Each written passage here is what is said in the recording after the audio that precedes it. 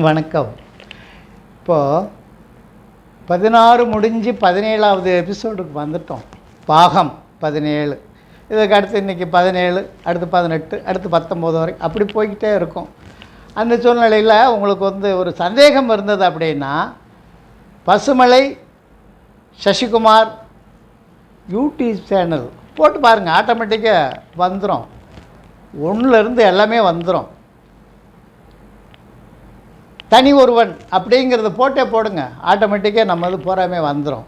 இதில் என்ன சொல்ல வரேன்னா, எல்லாருக்குமே மருத்துவங்கள் சொல்லுவேன், ஆன்மீக பகுதி சொல்லுவேன்.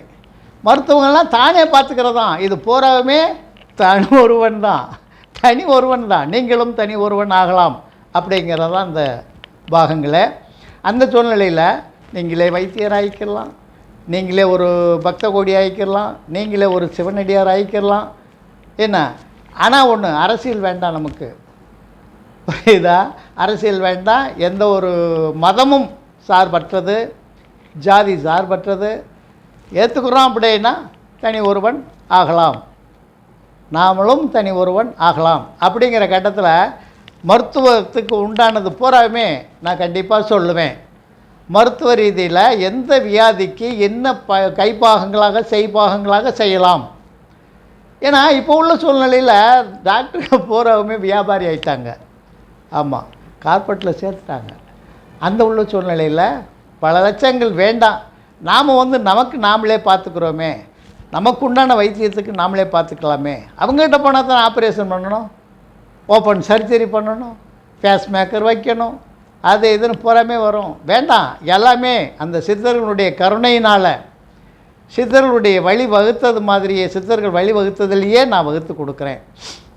அதையே நீங்கள் வேட்ஸ் எடுத்துக்குங்க. உங்கள் தான் போட்டு விட்டு கூட வேட்ஸ் எடுத்துக்குங்க. அது உங்களுக்கு எப்போவுமே ஆகும்.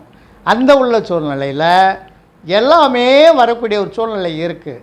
எல்லாமே சொல்லிக் கொடுக்கக்கூடிய சூழ்நிலை இருக்குது. எல்லாத்துக்குமே நீங்கள் உறுதுணையாக இருந்து வாங்க. உங்களுடைய நண்பர்களுக்கும் பகிர்ந்து வாங்க.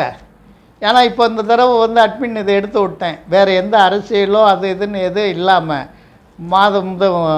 மதவாதியாகவோ அரசியலோ எதுவும் தன்னுடைய அட்வர்டைஸ்மெண்ட்டு கூட வேண்டாம். தயவுசெய்து கையெடுத்து வணங்கி கேட்டுக்கிறேன். எதுவுமே இல்லாமல் உங்களுக்கு எனக்கு உண்டான தொடர்பை மட்டும் வச்சுக்கிடுவோம். அதனால் அந்தளவுக்கு உங்களுக்கு என்ன ஒரு சந்தேகங்கள் வருதோ, ஏன்னா ரொம்ப பேர் சிரமப்படுறீங்க என்கிட்ட கேட்குறதுக்கு. ஏன்னா அட்மின் ஒன்றிலே அப்படின்னு போட்டதுனால. அதனால் இனிமேல் நீங்கள் தாராளமாக அனுப்பலாம். நான் எதுக்கும் பதில் சொல்லுவேன், எதுக்கும் வழிவகுத்து கொடுப்பேன். அந்த உள்ள சூழ்நிலையில் அனைத்தும் நல்ல முறையில் கவனிச்சுவாங்க. பசுமலை சசிகுமார் யூடியூப் சேனல் மட்டும் மறந்துட வேண்டாம். அதை அப்படியே எடுத்திங்கனாலே வந்துடும். இது எத்தனாவது எபிசோடு வேணாலும் அதில் தெரிஞ்சுக்கலாம், பார்த்துடலாம், படிச்சுக்கலாம். இன்றைக்கி எத்தனை எபிசோடில் முடியும்னு நானே சொல்ல முடியாத சூழ்நிலையில் இருந்துக்கிட்டு இருக்கேன். அதனால் ஒன்றும் கவலைப்பட வேண்டாம். மதுரை மீனாட்சியினுடைய பட்டணத்தில் இருக்கோம் நாமெல்லாம். இந்த உள்ள சூழ்நிலையில் மதுரையாவது சுத்தமாகட்டுமே. அந்த அம்மா ஈஸ்வரி மீனாட்சியினுடைய கிருபையினால் மதுரை சுத்தமாகட்டும், ரவடிகள் அற்று இருக்கட்டும், இன்னும் சொல்லப்போனால் மோசடிகள் எதுவும் இல்லாதல் இருக்கட்டும். இந்த மாதிரி மோசடிவாதிகளை பூராமே திருத்தி கொண்டு வருவோம். மீறிட்டாக்க கொண்டு போய் அவங்க யார் யார் என்ன செய்வாங்களோ சட்ட ரீதியில் அதை பண்ணிக்கிறட்டும். நாம் ஒன்றும் இது பண்ண வேண்டாம். ஆனால் இதில் அதிகாரிகள்லேருந்து ஆஃபீஸர்கள்லேருந்து எல்லாருமே பார்த்துட்ருப்பீங்க. அடியேன் உங்களுக்காகவே பொதுநல தொண்டனாகவே இருக்கேன். ஆரம்பத்தில் 90லலாம் Jegajothi consumer and human rights head of the president நான். அந்த சூழ்நிலையில் பொது வேலைகள் நிறையா, மக்களுக்காக பொது சேவைகள் நிறைய செய்துட்டு இருந்தேன். அதுக்கப்புறம் மறுபடி ஜெகஜோதிக்கு அப்புறம் ஷீலைக்காரியம்மன் கோவில் சேவா ட்ரஸ்ட் சபை அதில் தலைவராக இருந்துகிட்டு இருந்தேன். அதுக்கப்புறம் ட்ரஸ்ட் அறக்கட்டளை, அதுக்கப்புறம் நம்ம வேல் சித்தர் அறக்கட்டளை அதிலே தலைவராக இருந்துகிட்ருக்கேன். உங்களுக்கு எல்லாமே பொது சேவையிலேயே தான் இறங்கி வந்துக்கிட்டு இருந்தோம்.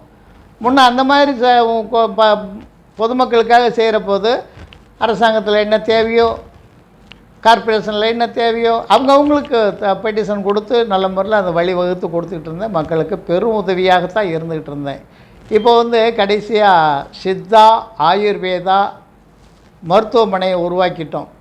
அந்த உருவாக்கியே கிட்டத்தட்ட 20 வருஷம் ஆயிடுச்சு.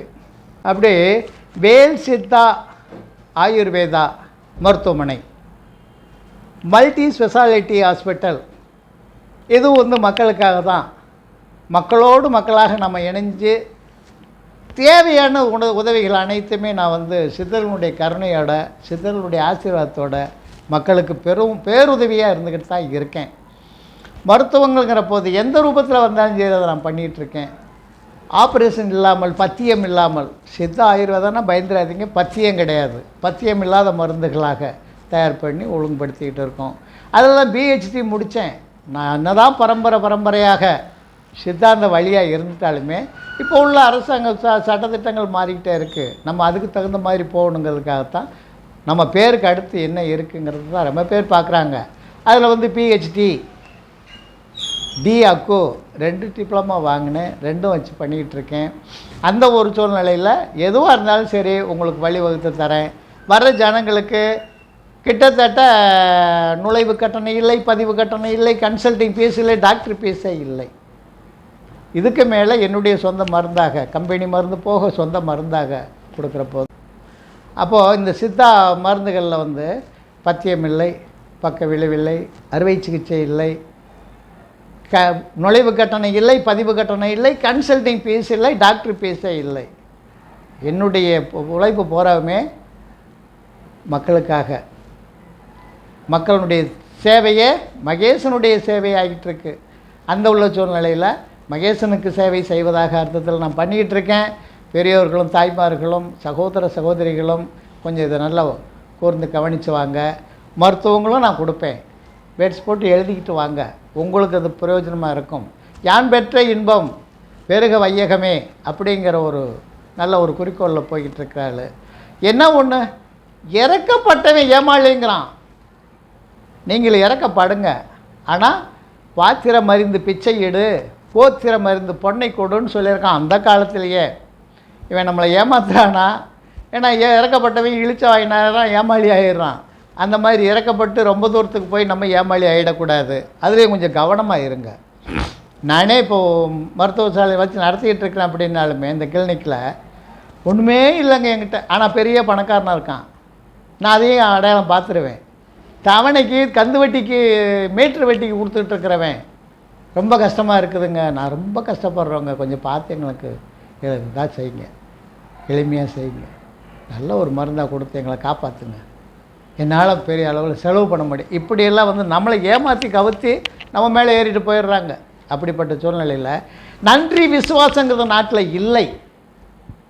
நன்றிங்கிறதும் விசுவாசங்கிறதும் இல்லை. சுயநலங்கள் முக்கால்வாசி இருக்குது. அவன் காரியம் அவனுக்கு சாதிச்சா போதும் அப்படிங்கிற கட்டத்தில் இருக்குது. அந்த சொன்னனே 2 பேர் எல்லாமே வந்து இது பண்ணி ரியல் எஸ்டேட் நடத்தி இது பண்ணுவேன். 3 மாதமாக நான் சாப்பாடு போட்டேங்க. அதுவும் சாதாரணமாக சாப்பிட மாட்டாங்க, பூரா கறிமண் புளி தான். வெளியில் மதுரைக்கு அவுட்டரில் போய் தான் சாப்பாடு வாங்கி கொடுக்கணும். அந்தளவுக்கு அந்த மாதிரி கடைக்கு கொண்டு போவாங்க. ஏன்னா சாப்பிட உட்காந்துச்சுன்னா 3 பேருக்கு 1000 ரூபா 1500 வரும். அந்த வண்டிக்கு பெட்ரோல் நானே போட்டுக்கிட்டு இருந்தேன். 11,000 சில்லற வரைக்கும் கிலோமீட்டர் கணக்கு ஓடினது நானே தான் போட்டுக்கிட்டு இருந்தேன் பெட்ரோல். இதெல்லாம் எவ்வளோ வைத்தறிச்சல் இல்லை.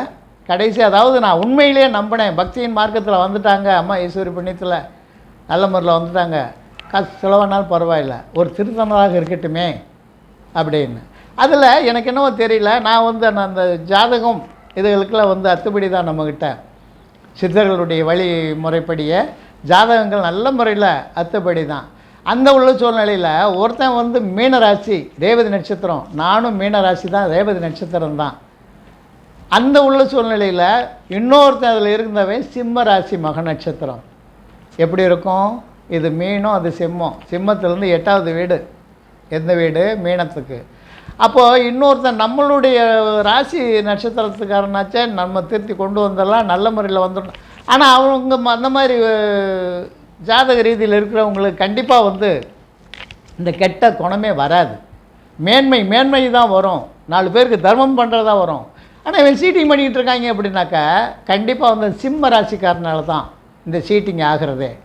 ஆனால் அவனெலாம் சொல்லுவான் பாருங்கள், நம்ம அவங்க கூட இருக்கிற ஆளுகிட்டே, ஏய் சாப்பிட்டா இந்த வனப்பகுதியில் சிங்கம் புலி இருக்குது பார்த்தியா, அடுத்து ஒரு மிருகம் அடித்து போட்டு போனதை போய் கண்ணை மூடிட்டு அடித்து சாப்பிடும் பாரு, அந்த மாதிரி வாங்கி கொடுக்கல சாப்பிட்றணுமையா. அதெல்லாம் இறக்கம் அதெல்லாம் பார்க்கக்கூடாது. நம்ம வந்து நிறையணும், நம்ம நாக்கு ருசியாக இருக்கணும், என்னென்ன தேவையோ சாப்பிட்ணும். அப்படி தான் நம்ம சாப்பிட முடியும். வீட்லேயோ நம்மளை வந்து காசு போட்டு சாப்பிட முடியாது. ஒருத்தன் வாங்கி செய்கிறான்னாக்கா அவன் ஒரு இழிச்ச வாங்கி செய்கிறான் சாப்பிட்டு போகிறோன்னு அப்படி பேச ஆரம்பிச்சிருக்கான். அந்த மாதிரிலாம் வந்து வேண்டாம். ஏமாளிகளிலிருந்து ஏமாறுறீங்க. ஏமாற்றம் இல்லாத நிலைக்கு நல்ல நிலைக்கு பண்ணுங்க. உங்களுக்குன்னு நிறைய நான் எடுத்து சொல்ல வேண்டியது இருக்குது. தனி ஒருவன் ஒவ்வொருத்தருமே அந்த குணத்தோடு வாங்க. முன்ன வந்து சொல்லுவாங்க கூடி வாழ்ந்தால் கோடி நன்மைன்னு. அது காலங்கள் மலையேறி போயிடுச்சு. கூடி வாழ்கிறோன்னாக்கா அதில் கூட வந்து கருப்பாடு இருக்கத்தான் செய்யுது. அந்த கருப்பாடு எல்லாத்தையுமே கெடுத்து விட்டு போக தான் செய்யுது.